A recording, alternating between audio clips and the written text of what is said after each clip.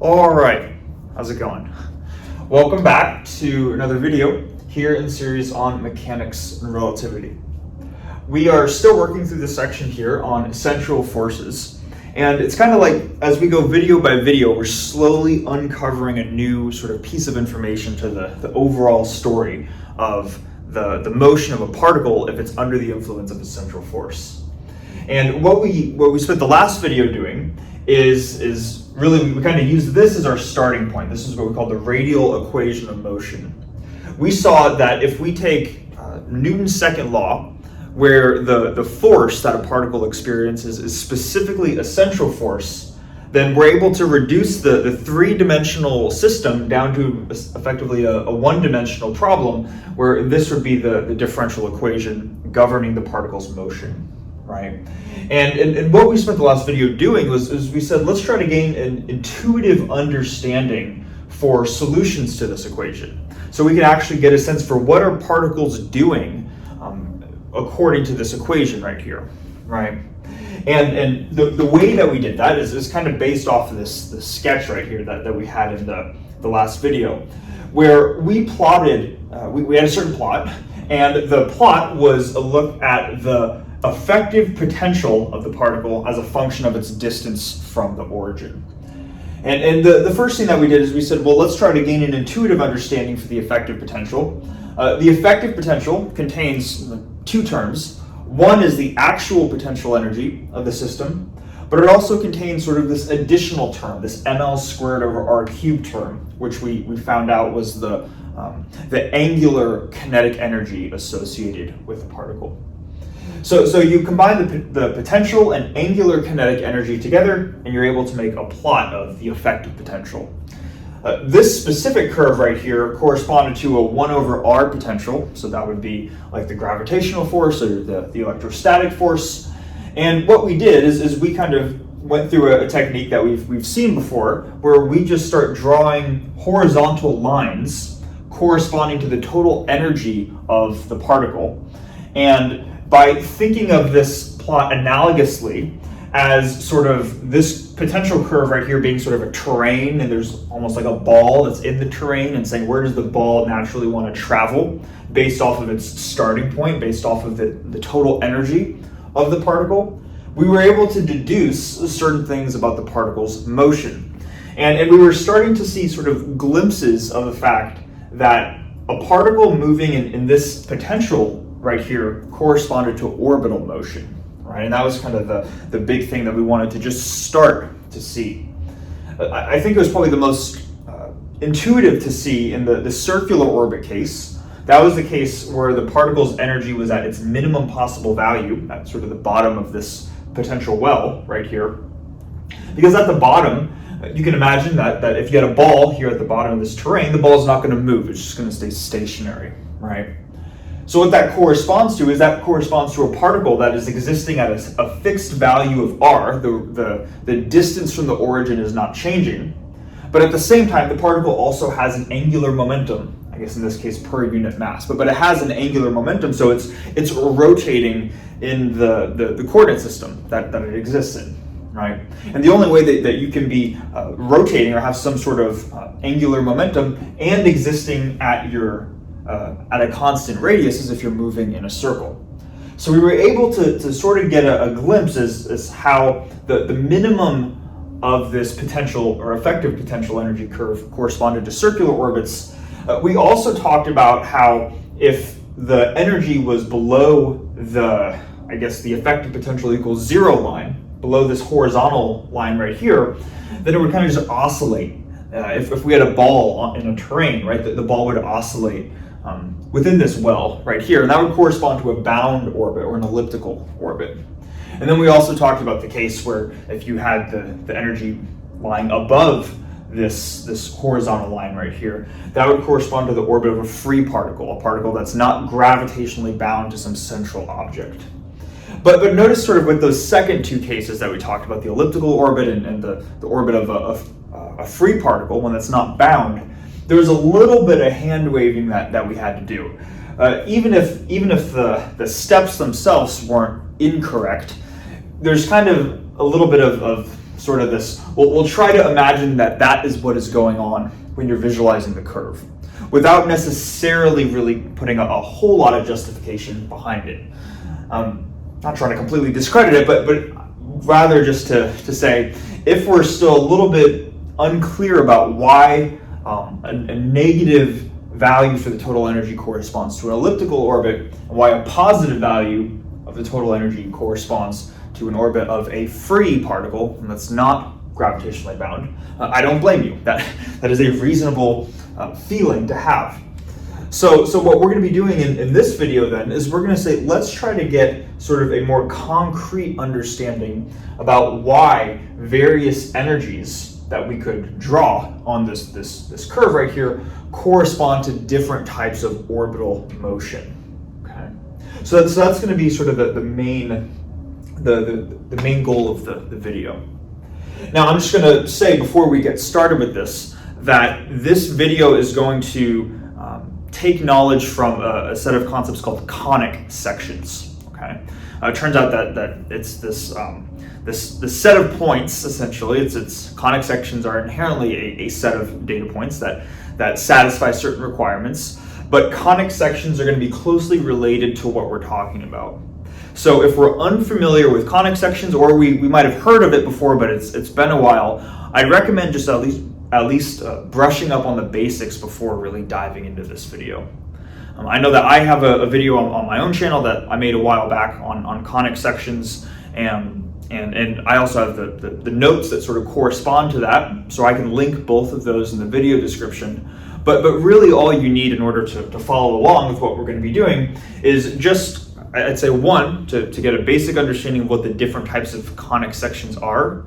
They're typically going to be listed as 3 to 4 different types. And then 2, kind of what is the basic parameter that differentiates one conic section from another. Okay? Just some basic Google searching will allow you to get the main ideas to follow along in this video. Okay? So that being said, I'm going to erase the board here, and the first step in sort of making all of this concrete is to come up with a specific equation that we're going to be basing all of the following steps off of. You might be able to tell by the title, it's called the orbit equation. So our first step is going to be just establishing what the orbit equation is.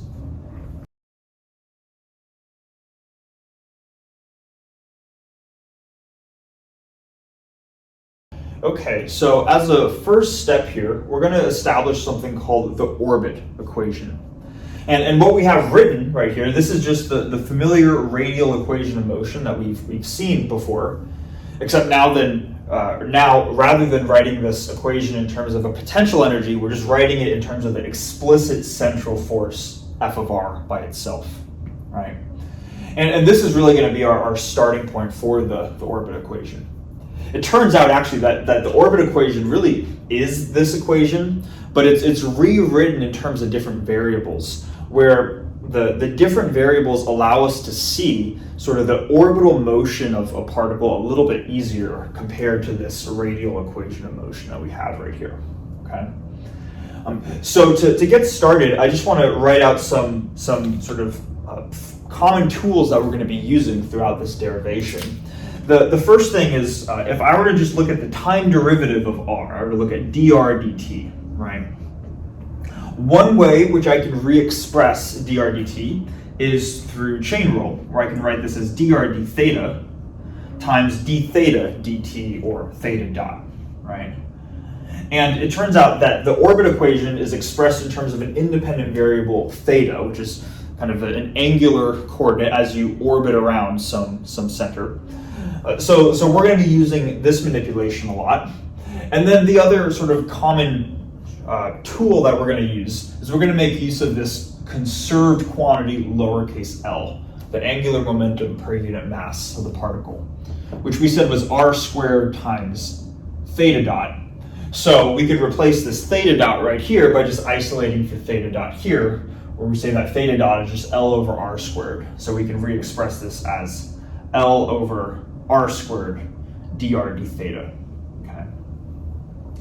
Now, the actual equation, the actual orbit equation itself is going to be a differential equation in terms of a variable u.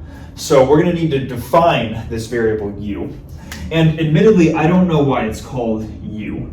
When I first learned about the orbit equation, it was introduced to me in terms of u. And from the sources that I've read about, they all seem to use this variable u. I don't know why they call it u. If somebody knows, I'd be curious, so you can please leave a comment. That would be great. But this new variable u right here is just defined as 1 over the radial distance r. So basic way that we can intuitively think about this is that if we have a large value of r, meaning we are a large distance away, we are far away from the origin, that corresponds to a small value of u, and then vice versa, right? If the particle is very close to the origin, where we have a small value of r, it's going to correspond to a larger value of u. So just sort of the inverse distance, effectively, is the coordinate, or the variable that we're going to be using. It might seem a little bit weird, like if they're just related by inverses, why would we use one over the other? I think we'll see that going forwards, why we're going to want to prefer u by the time we get to the end of this. Okay? But for now, this is what we have here. And ultimately, the orbit equation is a differential equation of u in terms of theta. So our first step is going to be trying to establish what those derivatives are for that differential equation. To do that, we're actually going to start by just taking the time derivative of u, du dt. So we have du dt, like this. And there are a couple different ways which we can go about manipulating this. One way is to just re-express u in terms of r through its definition. So du dt is just the time derivative of u, which is 1 over r, right? And then through chain rule, we first differentiate the overall expression, which gives us negative 1 over r squared. And then we have to take the time derivative of r itself, which is dr dt, right? Now, we know from this line right here that one way which we can re-express dr dt is to write it like this, as dr d theta times theta dot. So I'm just going to re-express this as we have negative 1 over r squared. And instead of dr dt, I'm going to replace it with dr d theta times theta dot. Okay. Now you could say, well, couldn't you also express dr dt like this, in terms of L and r? Of course, you definitely can. But there's a reason for why I want to write this version of dr dt. So this is one way which we can express the time derivative of this quantity u. Another way which we can re-express du dt is to apply the same trick that we did right here by applying chain rule, re-expressing it in terms of the angular coordinate theta. So instead of du dt, I could also have du d theta dt with theta dot, like that. Okay. So we have sort of this long equality chain of a bunch of things that are all equal to each other. But notice if we look at the leftmost term and the rightmost term, both terms have a factor of theta dot in them. So if we were to set those equal to each other, which they are, right, by this long equality chain right here, and we were to cancel out the theta dot factors, what we would be left over with is du d theta on the left-hand side, du d theta equals negative 1 over r squared dr d theta. So negative 1 over r squared dr d theta. Okay. Now I might be saying, okay, sure, the math itself makes sense, but where are we going with this, right? And to see where we're going with this, ultimately, if we want to be able to re-express this equation as a differential equation in terms of u, the function u of theta, as opposed to r of t, like we have right here, we're going to want to re-express this derivative in terms of a u of theta derivative. What we have in this top line is the first derivative of r. And if we notice here, in this term right here, in the rightmost part of the equality chain, we said that dr dt is equal to L over r squared dr d theta. But if we look down here, what we have is a u of theta derivative. Du d theta is negative 1 over r squared dr d theta. So what we can do is we can replace this is just L times 1 over r squared dr d theta. We're going to need another minus sign to account for this minus sign, but we can effectively substitute this quantity in for here. So that's what we're going to do next. We can say that this term right here is equal to minus, and then we have this constant out front, L, and then we have 1 over r squared dr d theta, which we said is du d theta. Okay, so we have minus L du d theta, like this. So this is how we can re-express the first derivative of r of t. Now, this is already kind of a lot. I guess what I can do is I can write over here. Hopefully this doesn't get too messy. If I feel like it gets too messy, I'm just going to erase the board. But what we ideally want is we want to express not the first derivative of r of t, but the second derivative, because the second derivative shows up in this radial equation of motion, right? So how do we express r double dot, or d squared r dt squared, right?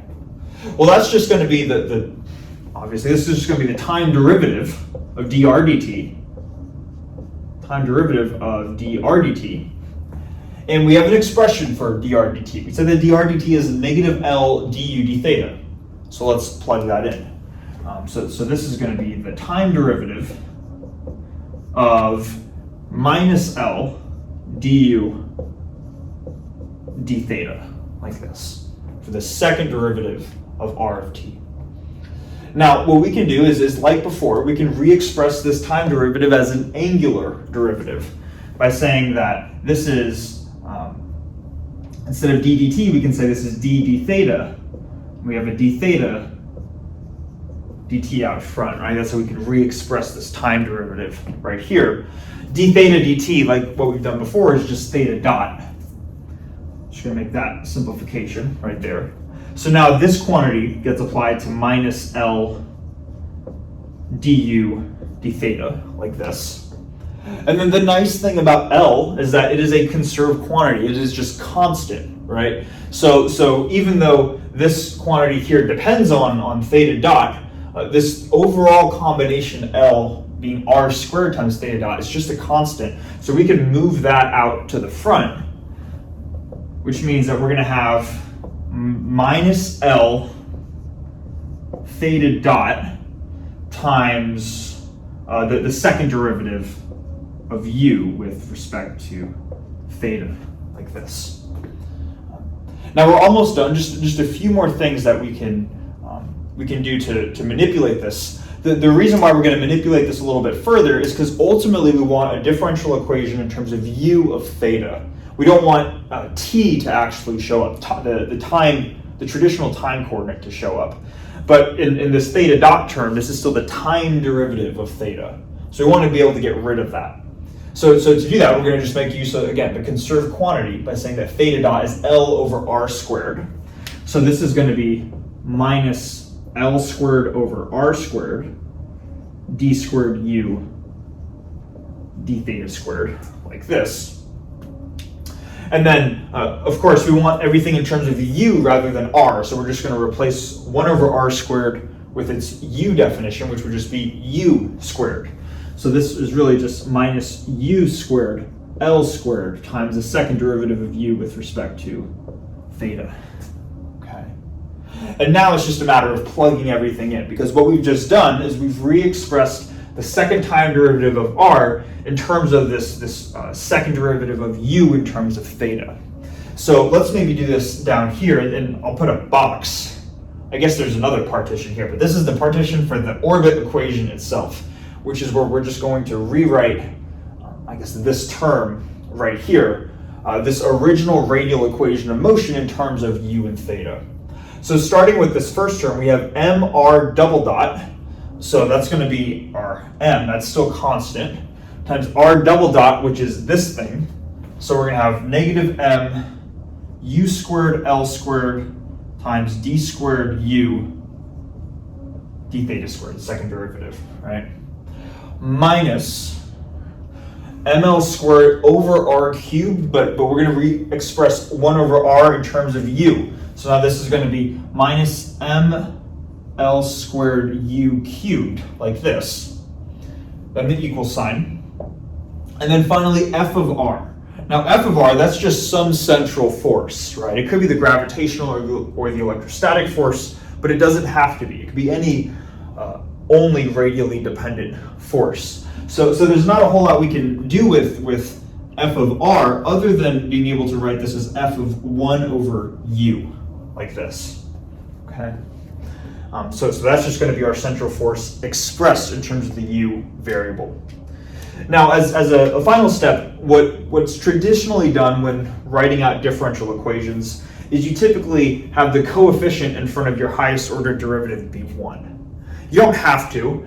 In this case, we have m multiplying that, but partially that was written to re-express this kind of like Newton's second law, right? Ma is equal to a potential, the derivative of a potential. But that's what we're going to do here. We're going to just divide this coefficient over throughout the entire equation and see what we're left over with. So the actual orbit equation, the thing that I've been sort of almost boxing, but now I guess I mean to box, is we're going to have d squared u d theta squared as our first term. We're going to take out the minus sign. We're going to divide that over as well. So if we divide out a minus sign on both sides, this negative sign also becomes a plus. And we ask ourselves, what happens if we divide out negative ml squared u squared? Well, the m and the l squared cancel, the minus sign becomes a plus, and then we have u cubed divided by u squared, or just u, right? So d squared u d theta squared plus u is equal to negative, and this is what we divided out, right? So negative, and then we have ml squared, let's see, u squared in the denominator, 1 over that, times our central force, F of 1 over u. And this thing, that I have too many boxes, but now I guess I'm officially boxing, is what we would call the orbit equation, okay? Now just a couple of things, because essentially all we've done is we've rewritten this radial equation of motion. We've already had the orbit equation, it's just in terms of these new variables. Part of the reason why we use u instead of r is because when we're working with sort of this left-hand side when it comes to solving a differential equation, the powers of our function u of theta are all in the numerator. We don't have anything in the denominator. This wouldn't be some derivative plus 1 over r all of a sudden, right? Whereas we can think of this right-hand side, whatever our central force is, that's some function of 1 over u, that can get combined into this term right here, this negative 1 over ml squared u squared term, into just some function of u, some right-hand side that makes the differential equation non-homogeneous. So being able to write the left-hand side in sort of this clean, compact form is, at least to my understanding, why people use this 1 over r coordinate, u, as opposed to r themselves, or r itself. And then kind of the other thing worth mentioning is that when we're talking about orbital motion of a particle, that as it orbits, as it makes a full revolution, that makes a 2 pi, what am I trying to say? The angular span as it makes a full rotation is 2 pi radians, or 360 degrees, right? But it's often convenient to think of orbital motion, how a particle is orbiting, as its angular dependence over time. What is its, not distance, but inverse distance, u, as a function of angle as it's traversing in the orbit? So by using these variables, u and theta, as opposed to r and t, I think it makes it a little bit easier to see the orbital motion of a particle, and hence why this often gets, this is typically what people will cite as the orbit equation. Okay. Now, assuming all of that makes sense, this is kind of the first big thing that we want to establish in the video. The second part of the video is, as you can probably tell by the title, we're going to be revolving around a problem called Kepler's problem, or the Kepler problem. And the Kepler problem is all about understanding the planetary motion, or the motion of planets as it orbits around a central host star. And what we're going to see in the next whiteboard is that under sort of solving that problem is just a matter of understanding this general equation for a specific form of F, for a specific force. it would be the gravitational force, right? Because the gravitational force is what is responsible for keeping planets in their orbit as they move around a star, right? But what I want to stress before we move on to that, because what we're going to do is we're going to see how this equation gets used throughout the rest of the video to help solve the Kepler problem. But this equation is more general than just being useful for the Kepler problem. You could have any sort of central force, not just an inverse square law, or 1 over r squared, or I guess a u squared force. You could have any general type of function right here, and this would describe ultimately the orbital property of a particle when it's under the influence of this force. So the orbit equation is a very general equation, and you're going to see some examples on the problem sets of applying this equation to central forces beyond what we're going to be looking at in the next whiteboard.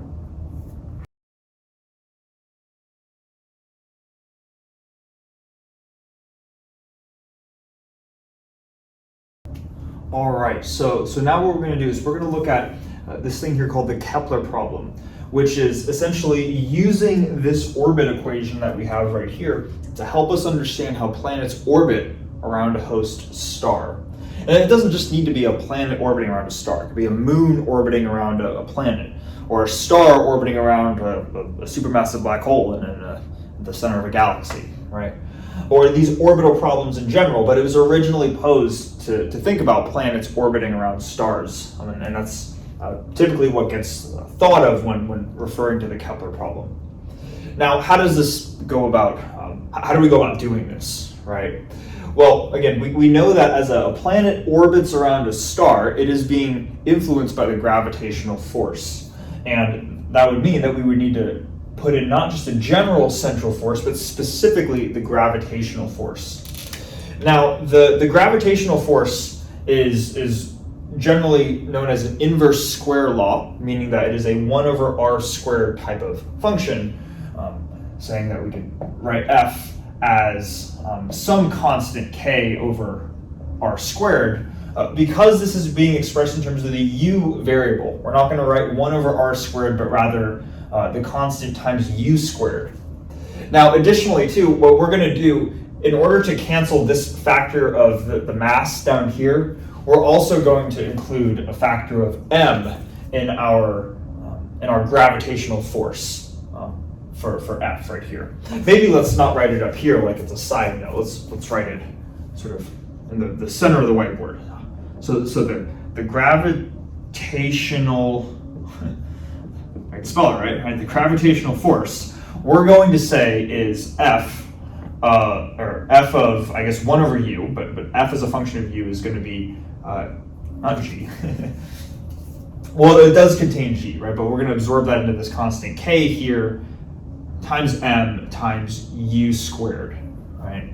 The actual gravitational force would be F equals, and a negative sign, right? Because the gravitational force is attractive, negative mku squared.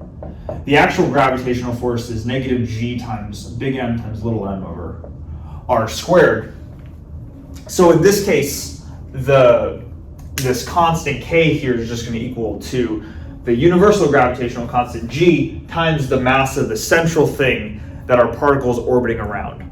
So if we have a planet orbiting around a star, k is going to be the gravitational constant times the mass of the star itself. So anyways, this is the gravitational force right here, and what we're going to do is we're going to plug this in to f of the central force that we see right here. So when we do that, we're going to have our left-hand side, which is d squared u d theta squared plus u equals this quantity right here. So we're going to have our prefactor up front, negative 1 over m l squared u squared, times our central force, times the gravitational force, which we said is minus mk u squared, like this. And what we're going to see is that the negatives cancel, right? The factors of m cancel, and the factors of u cancel. It's a nice thing with a 1 over r squared type force. So what we're left over with is we have this k factor that we weren't able to cancel, and then this L squared factor, like this. So the actual orbit equation when working with the gravitational force specifically, or we could say the electrostatic force for a different value of K, right? But for this 1 over r squared force gives us this left-hand side is equal to K over L squared. Now, keeping in mind here, K, again, that's just the universal gravitational constant times the mass of a star. That product itself is a constant, and then we've established that L is also constant. So we really have some left-hand side is equal to a constant. Now we can start to pull from our knowledge of differential equations and say, what are the solutions to differential equations of this form right here? And the general type of solution that you'll often see is you could say, based off the fact that this is a second order differential equation plus the variable itself equaling a constant, means that the overall solution, u of theta, you might write it as u sub c plus u sub p, right? The u sub c component would be a sum of sine and cosines, right? Because that would be the second derivative is equal to minus u, giving you sines and cosines. So a cosine theta plus b sine theta. That would be your u sub c component. And then your u sub p component would just be adding on this constant term, k over L squared. Now, what they're going to do, and what I think is more useful to do, is rather than expressing the complementary solution, the complementary component to the solution of the differential equation as a sum of sines and cosines, you can rewrite this in terms of just a cosine function by saying that you have some amplitude A times your cosine function, cosine of theta, but there's also, it's going to be off shifted by some amount. There's going to be some shift by an amount theta naught, like this. And we're going to rewrite it like this, and we're going to see why we're doing this in a second here. But I just want to make sure that we understand that whether we write the complementary solution as a sum of sines and cosines, or a cosine with both a shift in the input and an amplitude, in both of those cases, we still have two unknown parameters that would get solved for with initial conditions, right? In this case, we would need to solve for both the cosine and sine amplitudes with initial conditions here, so A and B. Now the constants that we need to solve for just become A and theta naught. So theta naught is not some given value anywhere on the board, and this is just something that would need to get solved for using initial conditions. This is another way of writing the solution to the complementary solution, or the complementary form of this equation, which is just d squared u, d theta squared plus u equals 0, right? So hopefully that sounds familiar from differential equations. So this is the complementary part of the component of the solution, and then we still have this constant term that comes from the particular solution. So we still are adding on this constant at the end here. Okay. So this is the solution to this differential equation here. But we in doing this, in coming up with a solution, and we're going to work with this form, this bottom form right here. Let me actually just erase this top part. I wrote this top part just because when we see this equation, we typically think, oh, sines and cosines, right? But we're going to work with this form right here. The next step is to say, okay, well, what are these newly introduced constants? What are these this A value and this theta naught value that we sort of just pulled out of nowhere? Well, again, typically they would get solved for by using initial conditions. What we're going to do is we're going to say that if we have, let's do this here. Let's say that we have a star, my star, and we have a planet that is orbiting. It's supposed to be a planet. It's supposed to have rings, or like Saturn or something like that. Let's try to make it a little better. I think we can. Okay, that's slightly better. Looks like the planet's as big as a star, but not drawn to scale, right? So we have a planet that's orbiting around a star. And what we're going to be doing here is we're working with both the u-coordinate, effectively the inverse distance, but sort of like a radial coordinate, and we're working with the angular coordinate, theta. Now, typically when so this is kind of like polar coordinates in a sense. Normally polar coordinates is r and theta, but now we're just having the inverse radial variable.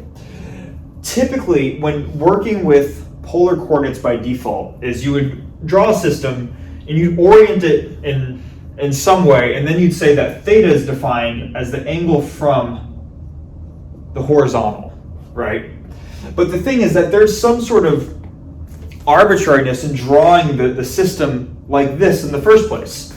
We might view the system, if this is some external star that we're looking at, that's not our sun, we might be viewing the system and it might look like this to us on Earth, but there's no inherent reason why we should orient our system like this. So what you could do is you could orient your system, and this is what we're going to do here to help eliminate some of these constants. We're going to orient our system. So let's I wish I could just move this up. Let me just rewrite this equation real quick. U of theta is a cosine theta minus theta naught plus our constant. Right. What we're going to do is we're going to orient the system that we're working with, this orbital system, such that, I'm writing ST for such that when we're going to define the 0 point or the 0 angle when theta is 0 for when the star, or excuse me, when the planet is closest to the star.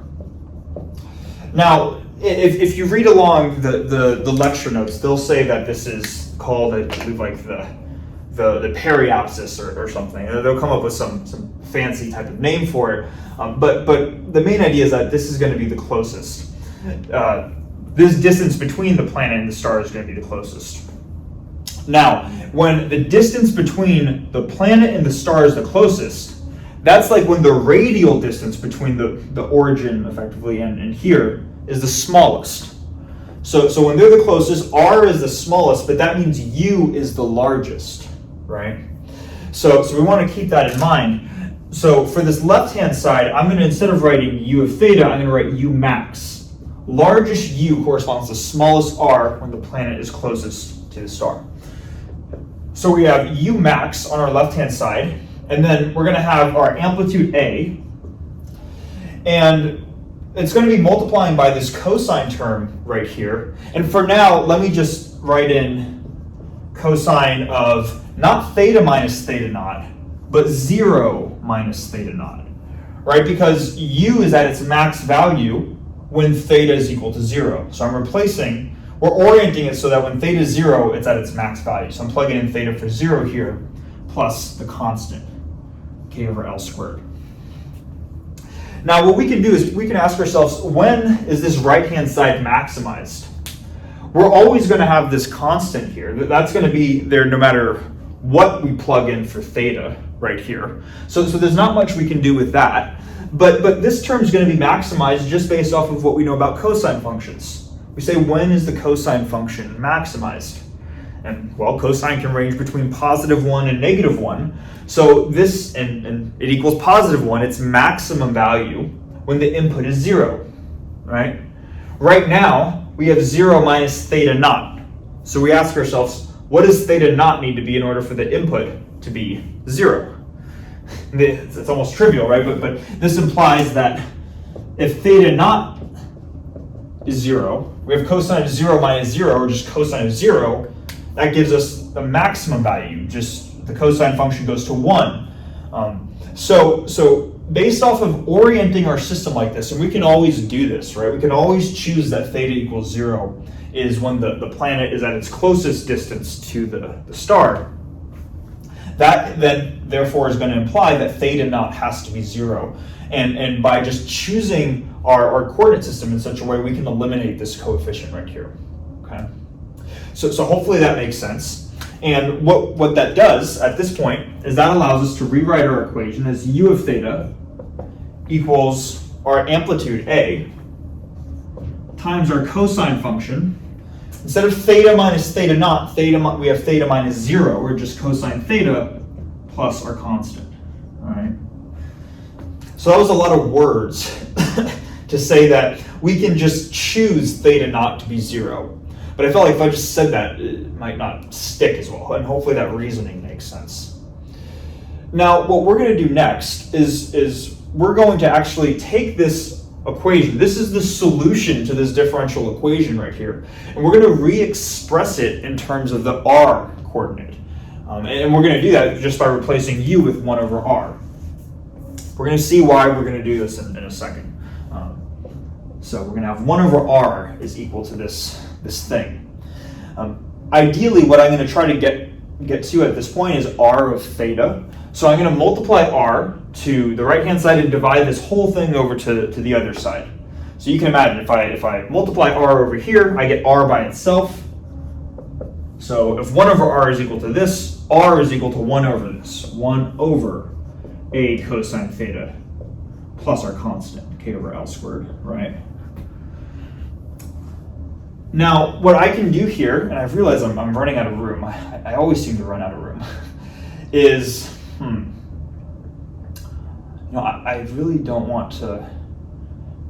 Okay, I think what I'm going to do is I'm going to, because I'm running out of room, I'm just going to erase probably the bottom half of this board. We're going to start here, and we're going to manipulate this just a little bit more, and we're going to see, and the dots are hopefully going to start to connect when we see the final form of this r of theta equation right here.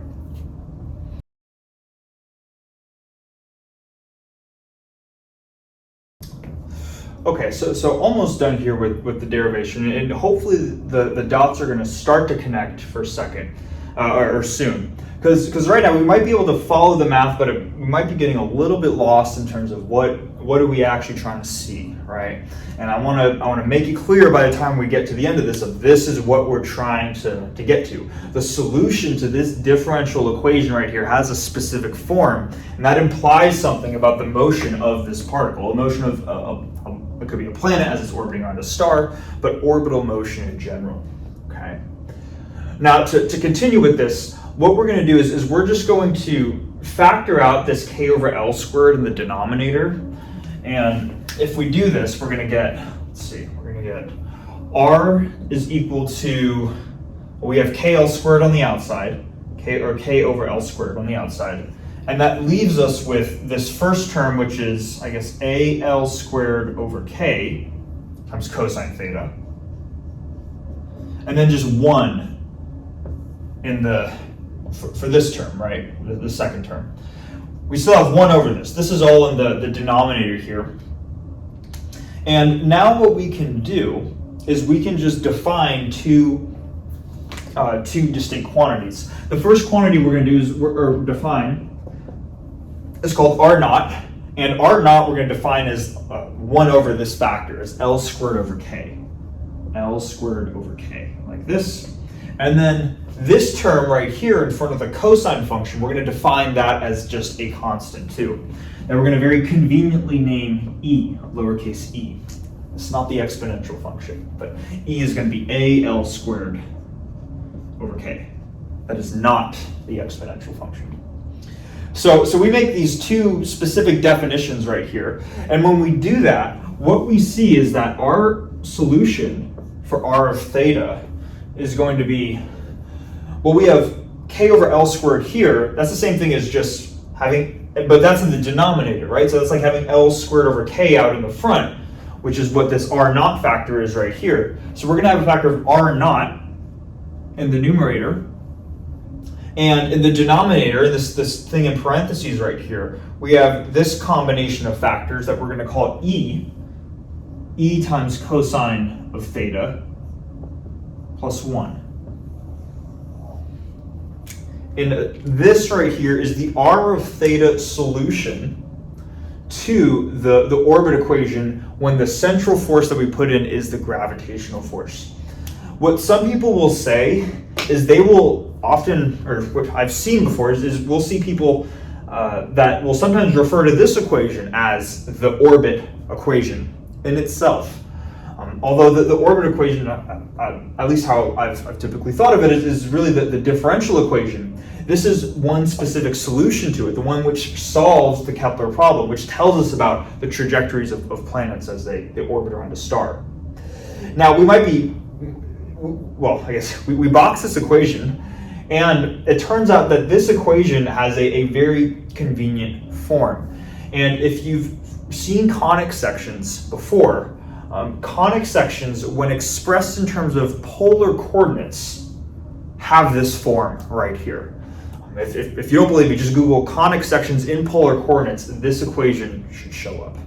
All right. So this is going to be sort of going back to knowledge about conic sections, and this is where we're going to want to pull from that a little bit.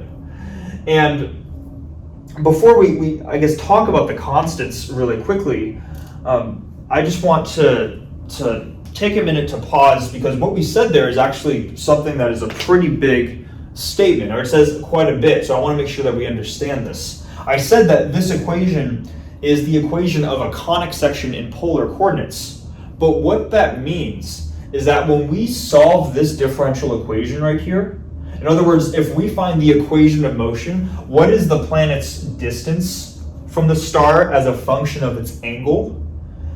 What we're saying is that its equation of motion, the motion that it sort of pans out as it is moving around this origin, which would be where the star is located, that itself is a conic section, okay?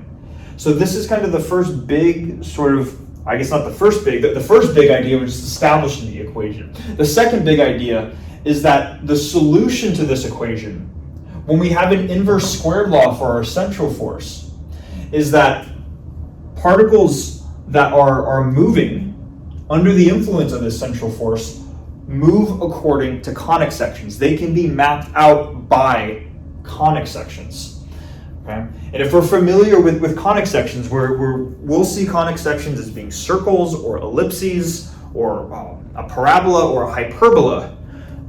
Each of those four different cases, the circle is a special case of the ellipse, right? But really ellipses,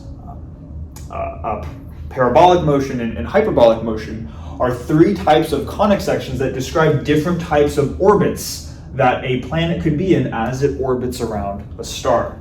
So by calling this the form of a conic section, that doesn't just talk about the mathematical structure, that is talking about physically what is a particle doing as it is moving under the influence of, in this case, gravity. Okay? So hopefully we're getting not just the mathematical idea, but that big picture idea. Planets are going to orbit according to how conic sections are modeled. Now, if that big idea makes sense, and I hope it does, there are two parameters that we almost sort of arbitrarily defined, but keep in mind, whether we're working with L, A, or K, or whatever, these are all constants, meaning that both R naught and E are constants. Let's try to make sense of what those represent. First, E does, again, we said that it does not stand for it does not stand for the exponential function. It stands for something else called the eccentricity of the orbit. Hopefully we've heard of the eccentricity, but if not, we're going to spend some time going through how we can understand the eccentricity. But for now, the one property that I want to talk about E is that it is a non-negative quantity, meaning it can be zero or it can be greater than zero, but it can't be negative. So if we were to just take the case where it's zero, right, hypothetically, let's just say E is zero, what does that do to this equation, right? Well, if E goes to zero, this whole thing goes to zero, and we're left with R naught equals 0 plus 1, or R naught over 1, or just R naught. And that would be saying that the particles, or the planet's distance as a function of angle, doesn't actually depend on the angle, because this term went to 0. It's just R naught by itself. In other words, the particle's distance as a function of angle is just a constant value. So it turns out that we can interpret this R naught quantity as the distance between the star and the planet in the case where the planet's distance does not change as it orbits around the star. Another way of saying it is, if this planet were orbiting in a circular orbit, then R naught is the radius of that circular orbit. And we can effectively think of R naught as like the scale of the orbit.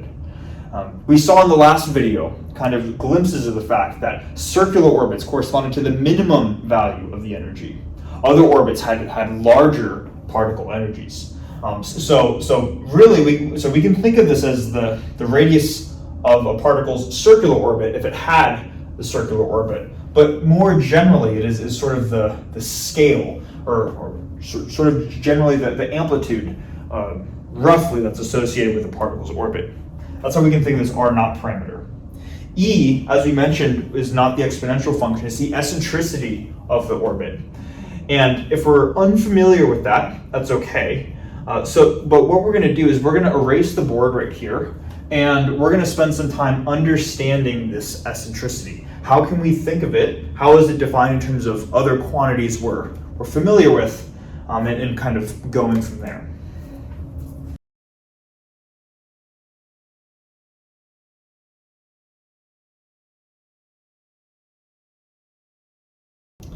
Okay, so what we've done so far is we've said that the orbit equation is given by this, right? And in the instance where our central force that we're working with is the gravitational force, or more generally just some inverse squared law in terms of the R parameter, the solution to that differential equation is given in the form of a conic section.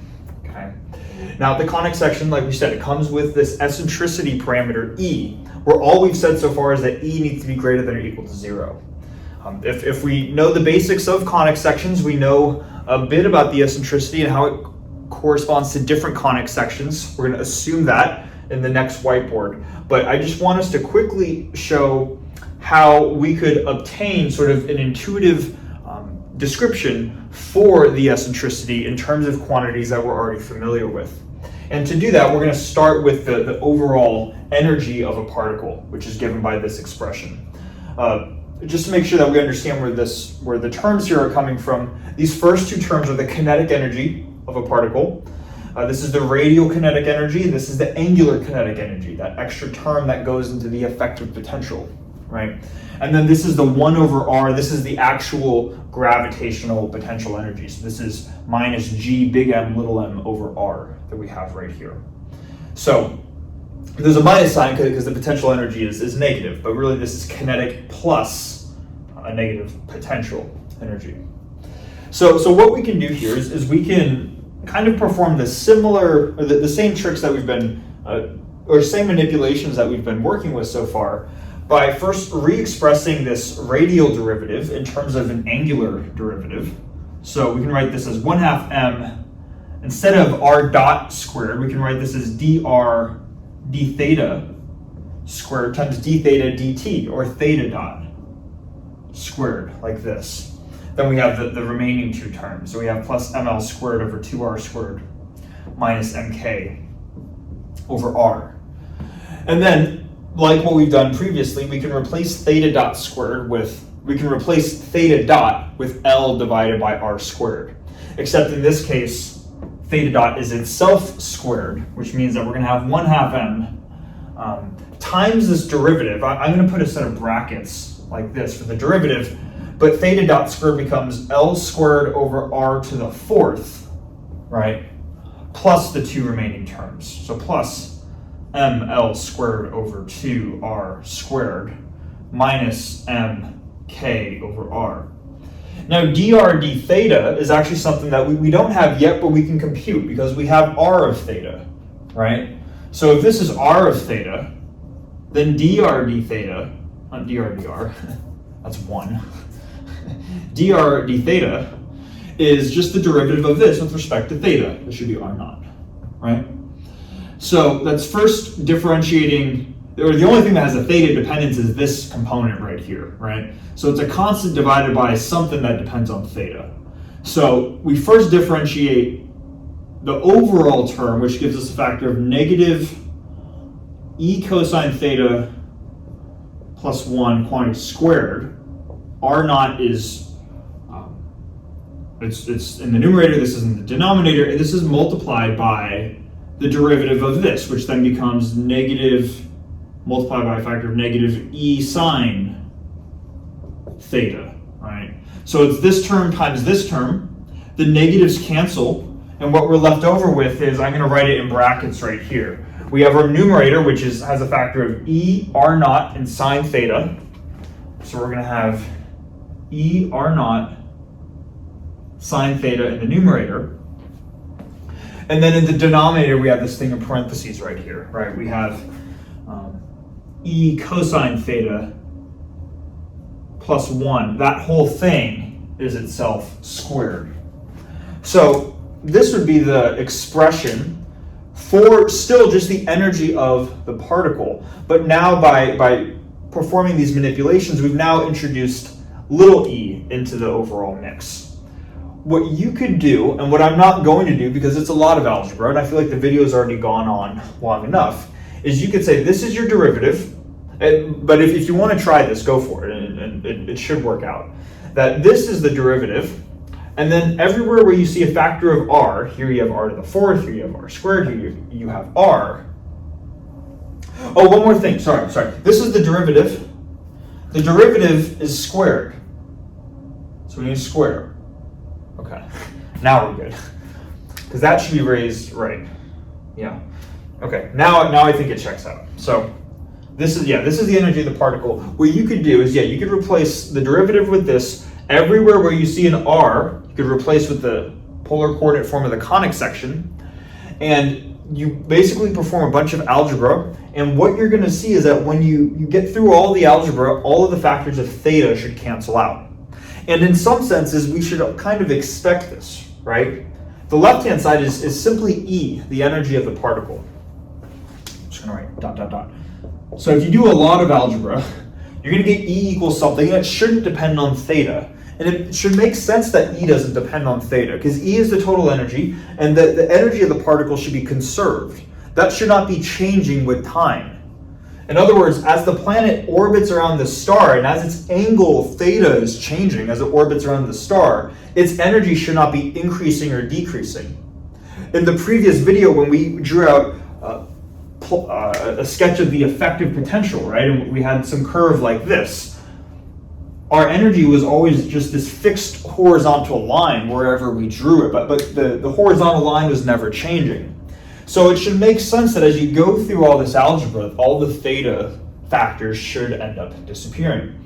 And when you're done with all of the algebra, I'm just going to write it because I didn't memorize it off the top of my head, but this is what you should end up getting. mk squared over 2l squared times e squared minus 1.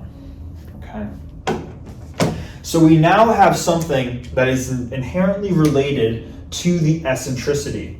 What you could do is you could solve this. This is an algebraic equation that could be solved for the eccentricity. You would get that E is square root of 1 plus something where the energy is contained within here. But what we inherently see is that there is a connection. This is really the big picture idea I want us to see, that there is a connection between the eccentricity, this quantity that we're going to be working with in the final whiteboard, and the overall energy of a particle. Okay. Now, in the final whiteboard, what we're going to do is we're going to take this expression, what you should get if you perform a bunch of algebra for just the overall energy of a particle. We're going to take this expression right here and now start to apply some of the knowledge that we're going to assume we know with conic sections.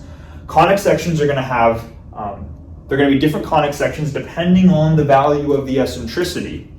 And we're going to show how that relates to the same orbits that we saw in the previous video, where now we won't need to do the hand waving because we can say this corresponds to this specific conic section right here. And that'll be it for the video.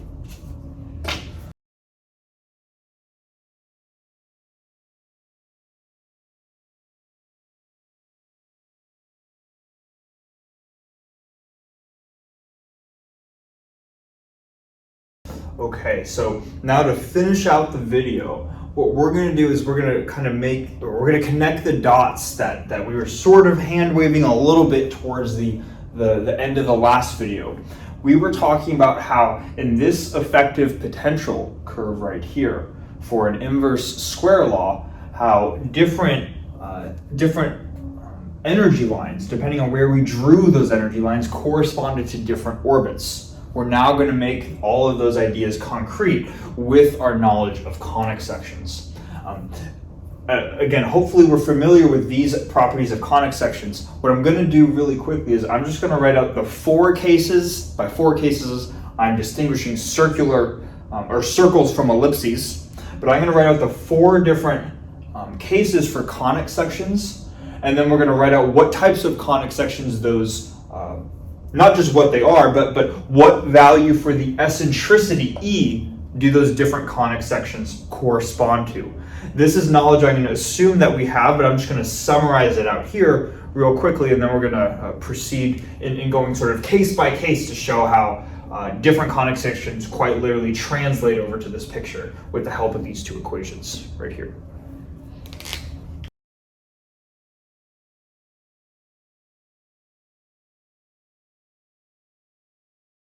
All right, so these are the 4 types of conic sections.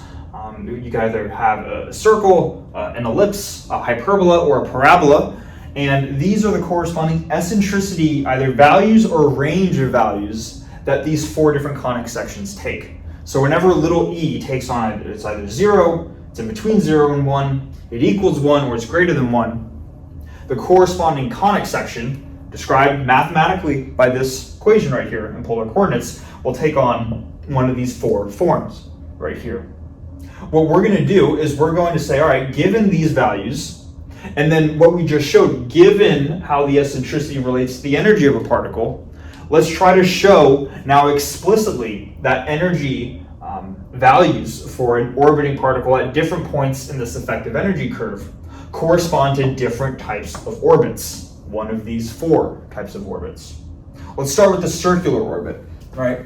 We said that the circular orbit, this is from the last video now, the circular orbit occurred when the energy of the particle was at its min value, so when E was equal to E min, right? Let's see if that's true now when relating the energy of the particle to the eccentricity, like this. So we know that the energy of the particle is related to the eccentricity by this equation, and we can ask, when is this energy value at its minimum, right? And the energy value is at its minimum when the term in parentheses is at its minimum. Because all of these terms out here, they're all just constants, right? So that's not going to change as you change your eccentricity value. The only eccentricity dependence is within parentheses right here. And this quantity, e squared minus 1, is the smallest when e is equal to 0. Okay? And if we would just plug that in, and we get 0 squared minus 1 is, it looks like, minus mk squared over 2l squared, right? But hopefully we see that we were kind of able to justify a circular orbit being the bottom of this potential right here, right? But now we're quite literally seeing that this just comes from a conic section. Anytime you have an eccentricity of 0, your conic section will be a circle, and that conic section of 0 corresponds to a minimum energy. So there's a connection between the mathematics and the physics between the 2, essentially, okay? So there's that correlation there. But let's start to go through kind of some of these cases where we had to sort of just say, all right, this does correspond to an elliptical orbit or an orbit of a free particle, right? Let's start with this case where we have an elliptical orbit. We said in the previous video that corresponds to whenever you have an energy value that lies below the 0 curve right here.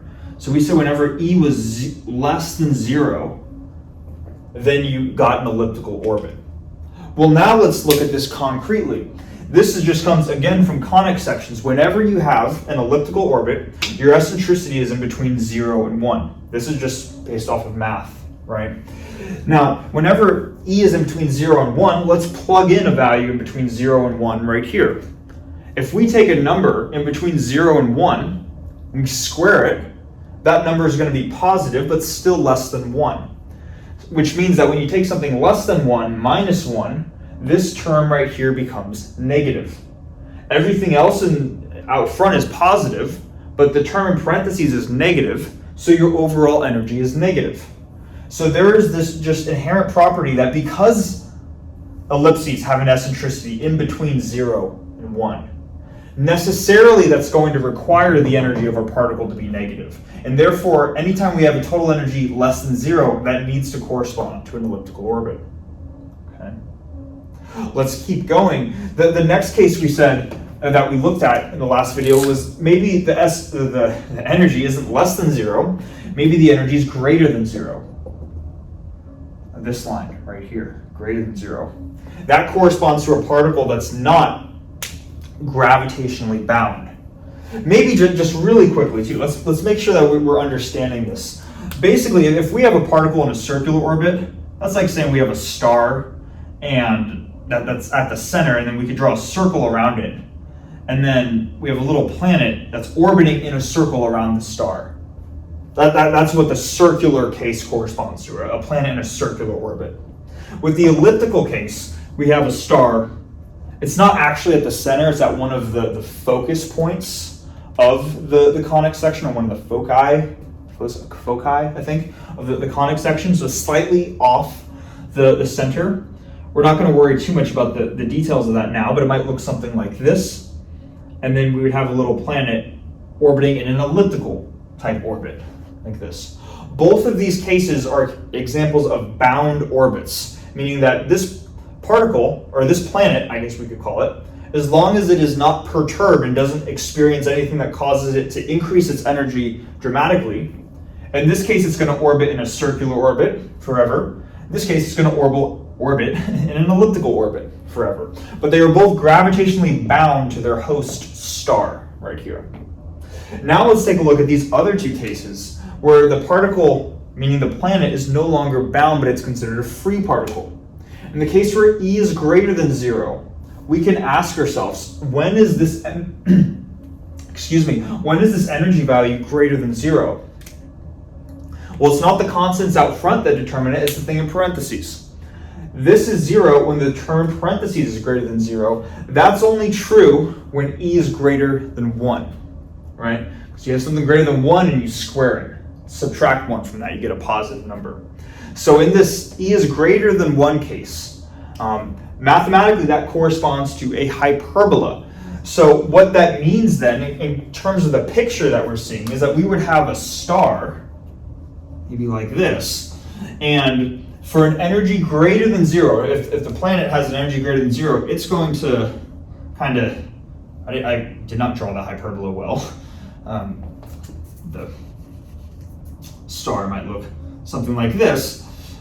Maybe our planet looks like this, this is its trajectory, right? It might come from far away, it might get close to the star, but it has so much energy that the star can't gravitationally pull it into its orbit and keep it bound like it did with a circular or an elliptical orbit. Rather, the planet, it might come from far away, might pass by, it might get to a closest point, might reach a closest point to the star, but eventually it's going to continue on outwards on that hyperbolic path that it has. Okay? So now we're seeing something a little bit more explicit than we talked about in the last video. This isn't just any orbit for a free particle, it's specifically a hyperbolic orbit when our energy is greater than 0. And then finally, the last case is this E equals 1 case. We actually didn't talk about this in the last video. Probably could have, but we didn't. We talked about when the dashed line is at the minimum, when it's less, when it's greater, but what about in this particular case where the energy is exactly equal? A lot of dashed lines now, but it is exactly equal to 0. It lies on this line right here, right? Well, in that case, that's going to correspond to a parabolic orbit. So what that looks like is we have a star, and then I'm going to do my best to sort of draw a parabola, like a y equals x squared type thing, around it. And interestingly, as a planet is orbiting around this, or orbiting around the star right here, it's going to form in this path. And the planet is actually moving at the escape velocity. And what would happen is if the planet loses any energy at all, maybe due to friction, maybe it collides with some interstellar dust, then the eccentricity drops, not the eccentricity, but the energy drops. Let me take one step back for a second. I'm getting ahead of myself. Parabolic orbits have eccentricities of 1. Eccentricities of 1, if we plug it into here, 1 squared minus 1 is 0, so the overall energy is 0, And that's why the parabola, the mathematical parabola, corresponds to this exactly at zero line. If the energy decreases, like due to friction, now the E equals zero line falls slightly negative, and that would cause your orbiting planet to go from being in a parabola to now being in an elliptical bound orbit, and it would remain bound. Whereas the opposite case could happen. Let's say you're on a planet and then something kind of gives it a nudge to increase its kinetic energy along the direction that it's traveling. Now the energy goes from zero to positive, and now the orbit is going to go from being a parabolic to a hyperbolic orbit. So this parabolic orbit is a very specialized case. It's an unstable case. You can't deviate from a parabolic orbit and get back to the parabolic orbit. So it's kind of this almost theoretical type of case, because you need to have the exact perfect conditions in order for a particle to orbit in the case of a parabola. But hopefully we're getting the big picture idea with all of this, that because the solution to the orbit equation is a conic section, and because these are the conic sections, that means that these are the orbits that a particle is going to have, that a planet's going to have as it orbits the star. And we can see, based off of how the eccentricity of a conic section is related to the energy of a particle, how that corresponds to those different lines that we were talking about in the last video. And hopefully we can really tie some of those ideas together. Okay. But yeah, thanks so much for watching. I had fun making that. That was a good one. So yeah, hopefully you had fun watching that too, and I'll see you in the next video.